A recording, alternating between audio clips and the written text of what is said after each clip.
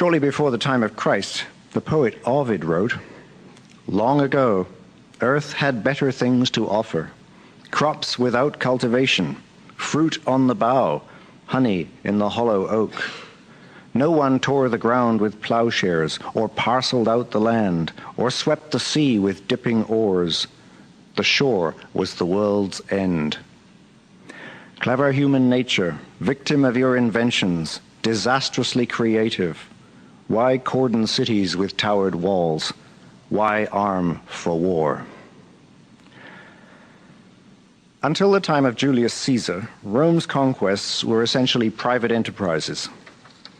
Roman citizens who went to war came back with booty, slaves, and a flow of tribute exacted by local agents on commission, whose techniques included extortion and loan sharking.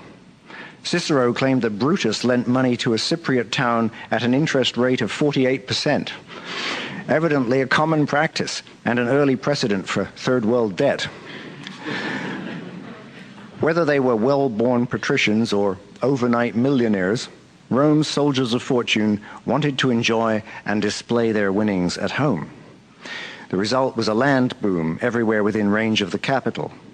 Peasants were dispossessed and driven onto unsuitable land, with environmental consequences like those that Solon had recognized in Athens. Family farms couldn't compete against big estates using slave labor. They went bankrupt or were forced to sell out, and their young men joined the legions. The ancient commons of the Roman peasantry were alienated with even less legality. As in Sumer, public land passed quickly into private hands, a situation the Gracchus brothers tried to remedy with land reform in the late 2nd century BC. But the reform failed, the commons were lost, and the state had to placate the lower orders by handing out free wheat, a solution that became increasingly expensive as the urban proletariat increased. By the time of Claudius, 200,000 Roman families were on the dole. One of the revealing ironies of Rome's history is that the city-state's native democracy withered as its empire grew. Real power passed from the Senate into the willing hands of field commanders such as Julius Caesar, who controlled whole armies and provinces. It must be said that in return for power, Caesar gave Rome intelligent reforms, a precedent often invoked by despots impatient with the law. Necessity, wrote Milton, is always the tyrant's plea. Some years after Julius Caesar's murder and a further round of civil wars, the Senate made a deal with Caesar's great-nephew Octavian, who took the name Augustus and the new office of princeps. These measures were supposed to be a special case for his lifetime only. In theory, he was the chief magistrate, and the writ of the Republic still ran. In reality, a new age of quasi-monarchy had begun. The empire had outgrown the institutions of its founding city. Augustus and many of his successors proved able and enlightened rulers.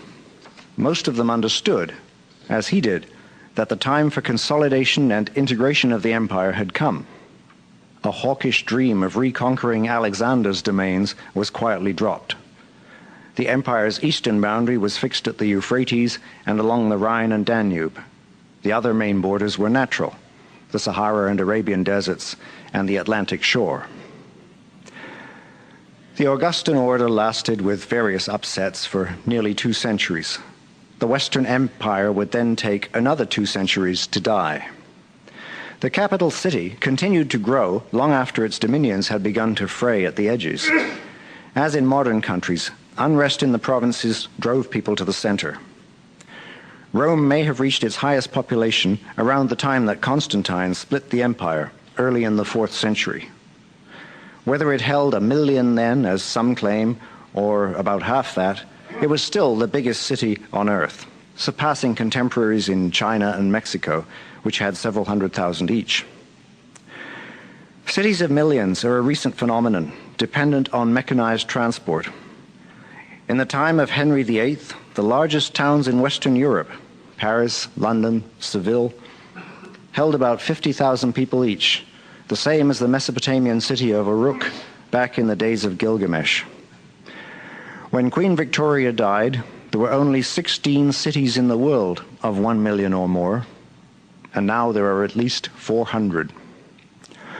All pre-industrial cities were constrained by the difficulty of getting supplies in and wastes out every day, a problem not always eased by horses and carts. The best solution was water transport by a network of canals, as in Venice and Aztec Mexico City. The unsavory truth is that until the mid-19th century, most cities were death traps, seething with disease, vermin, and parasites. Average life expectancy in ancient Rome was only 19 or 20 years, much lower than in Neolithic Çatalhöyük, but slightly better than in Britain's Black Country, evoked so vividly by Charles Dickens, where the average fell as low as 17 or 18. Without a constant inflow of soldiers, slaves, merchants, and hopeful migrants, neither ancient Rome nor Georgian London could have kept its numbers up. Rome had several serious pandemics, possibly of Asian origin. While these caused manpower and fiscal problems, they may also have postponed the empire's decline by relieving pressure on the land. Explanations for Rome's fall run the gamut: plagues, lead poisoning, mad emperors, corruption, barbarians, Christianity. And Joseph Tainter, in his book on social collapses, has added Parkinson's law. Complex systems, he argues, inevitably succumb to diminishing returns. Even if other things remain equal, the costs of running and defending an empire eventually grow so burdensome that it becomes more efficient to throw off the whole imperial superstructure and revert to local forms of organization. By the time of Constantine, the imperial standing army was more than 500,000 men, an enormous drain on a treasury whose revenue depended mainly on agriculture, especially as many of the biggest landowners had been granted tax exemptions. The government's solution was to debase the currency used for payrolls. Eventually, the denarius, or Roman silver penny, contained so little silver that it became, in effect, paper money. Inflation of Weimar proportions ensued. At the beginning of the 4th century, it took 4,000 silver coins to buy 1 gold solidus. By the end of that century, it took 180 million. Citizens worn down by inflation and unfair taxation began defecting to the Goths. Because Rome was a literate society, we know of such woes as they affected higher levels of the human pyramid. But beneath the ills of the body politic lay a steady degradation of the natural pyramid that sustained the whole enterprise. Archaeological work in Italy and Spain has revealed severe erosion corresponding to high levels of agricultural activity during imperial times, followed by population collapse and abandonment until the late Middle Ages. As the empire impoverished the soils of southern Europe, Rome exported its environmental load to colonies, becoming dependent on grain from North Africa and the Middle East. The consequences can be seen in those regions today. Antioch, capital of Roman Syria, lies under some 30 feet of silt washed down from deforested hills, and the great Libyan ruins of Leptis Magna now stand in a desert. Rome's ancient bread baskets are filled with sand and dust. That is not, of course, the whole story. Rome controlled many environments, not all of which were exploited so destructively. Europe north of the Alps, with a wetter climate and heavy soils unsuited to the crude plows of the time, stayed lightly settled. Roman London was only half a square mile, and the spa town of Bath, whose walls impressed an early English poet as a kingly thing, the work of giants, covered only 24 acres. Medieval history confirms the archaeological evidence. The empire fell hardest at its core, the Mediterranean basin, where the brunt of the environmental cost was borne. Power then shifted to the periphery, where Germanic invaders, such as the Goths, Franks, and English, founded small ethnic states on northern lands that Rome had not exhausted. The great city itself was looted and half abandoned. The the prize of endless barbarian and papal wars. Its population would not again reach 500,000 until the 20th century. I'm Paul Kennedy, and this is Ideas. From the Alumni Theater at the University of King's College in Halifax, you're listening to Pyramid Schemes, the fourth of Ronald Wright's 2004 Massey Lectures, A Short History of Progress. While Rome was conquering 1/4 of humanity, another quarter, that living in the Americas, was, as I've noted, running similar social experiments. The largest city in the Americas at that time was Teotihuacan in central Mexico. Covering 8 square miles with step pyramids flanking a broad ceremonial avenue at the axis of a grid, it was grander in layout than Rome itself, though smaller in population. Mesoamerican civilization had emerged about 1200 BC with the Olmecs of the Mexican Gulf. Their architecture, sculpture, and mathematics inspired both Teotihuacan and the Maya, a people who have lived in Guatemala, Yucatan, and Honduras for at least 4,000 years.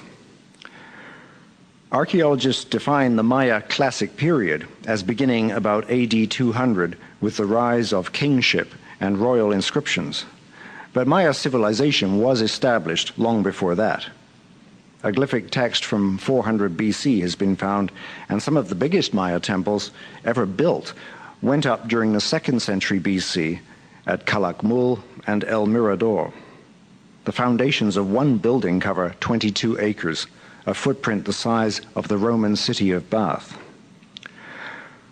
Our stock image of the Maya, one that appeared at the end of the first Star Wars film, is of temples rearing like battered skyscrapers from an emerald jungle canopy. That scene was shot at the ruins of Tikal, the foremost Maya city of the late Classic period, now a wildlife sanctuary for hundreds of bird species and rare animals such as ocelot and jaguar. 1,200 years ago, when those temples were last in daily use, little, if any, jungle would have been in sight.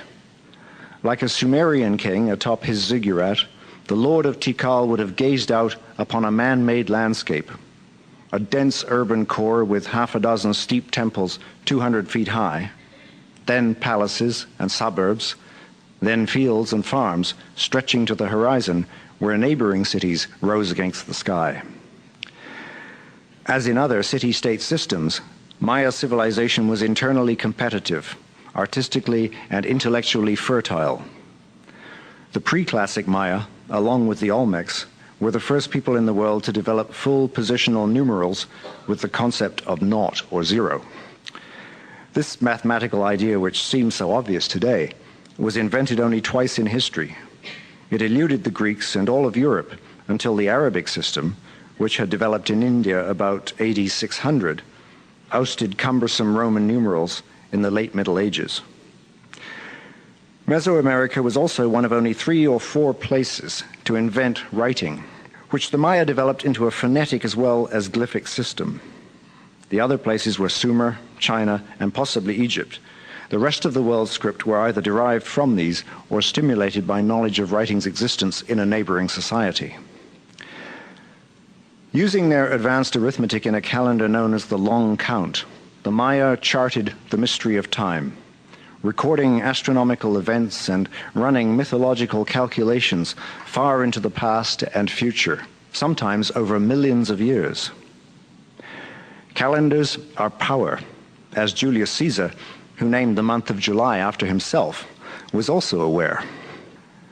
Only 3 ancient Maya books have survived, but they are enough to reveal the most accurate astronomy until Europe's Renaissance, by which time Caesar's calendar had drifted 10 days out of step with the sun.